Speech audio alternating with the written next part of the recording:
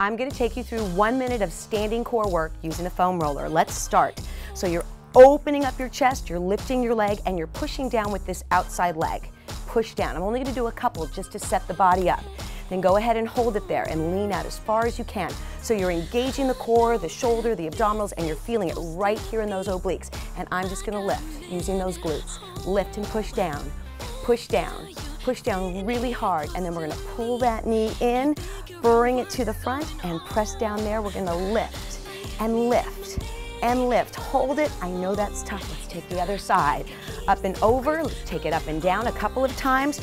I'm already adding resistance in that leg. Take that leg up, compress and push.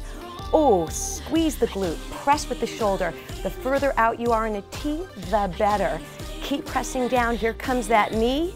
Bring it to the front, push down, squeeze, hold it there. You can lift it, tighten that core, feel those abdominals. You are done. 1 minute standing core.